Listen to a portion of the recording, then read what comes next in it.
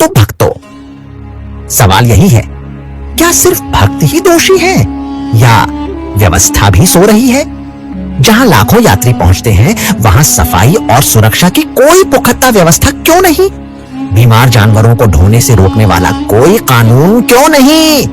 अगर यात्रा की पंजीकरण पर्ची काट रहे हो तो उसी आधार पर यात्रा के दौरान जरूरी सेवाएं व सुविधाएं क्यों नहीं? कहां है वो प्रशासन जो कहता है आस्था हमारी जिम्मेदारी है? याद रखो भक्तों, यह भरमौर कोई साधारण धरती नहीं है। भरमौर की इस पवित्र भूमि पर ब्रह्मा जी, विष्णु जी, इंद्र और देवगण, देवयाओं, ऋषि मुनि, असुर और दानव, मानव भक्त, यक्ष, गंधर्व, किन्नर, अप्सराएं सब शिव से मिलने मणिमहेश आते हैं। यहां तक कि लंकापति रावण ने भी तपस्या कर भोलेनाथ का आशीर्वाद पाया था। और आज इसी पवित्र धरती पर मांस और शराब की दुकानें खुली हैं। क्या यही हमारी आस्था है? भक्तों, एक सबसे बड़ा सवाल, क्या मणिमहेश यात्रा के समय भरमौर में शराब और मांस की दुकानें खुली रहनी चाहिए? क्या यही है भोलेनाथ की भक्ति? क्या यही है माता भरमाणी की मर्यादा? अगर पवित्र धाम में ही अपवित्रता होगी तो देवता प्रसन्न होंगे या रुष्ट? अब समय है संकल्प लेने का। आओ प्रण करें कि मणिमहेश यात्रा को हम केवल पर्यटन नहीं बल्कि तपस्या मानेंगे। मणिमहेश यात्रा करने से पहले माता भरमाणी के दर्शन करेंगे। बीमार घोड़ों पर बोझ नहीं डालेंगे। मणिमहेश दल को गंदगी से अपवित्र नहीं करेंगे। भरमौर की इस पवित्र धरती पर न शराब बिकेगी न मांस। धर्म और भगवान के नाम पर कमीशन और लूट नहीं होगी।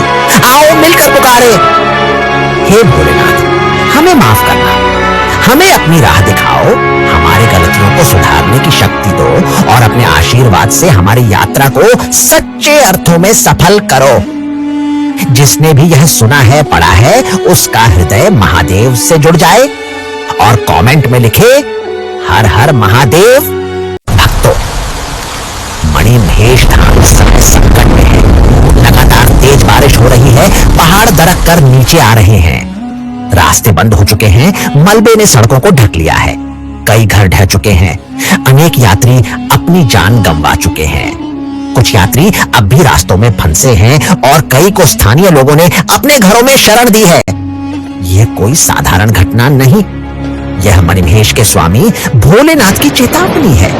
माता भरमाणी पहले ही गुरु के माध्यम से वाणी दे चुकी है, राधा अष्टमी पर डल नहीं टूटने दूंगी। जहां हो वहीं सुरक्षित रहो, डल तोड़ने की कोशिश मत करना।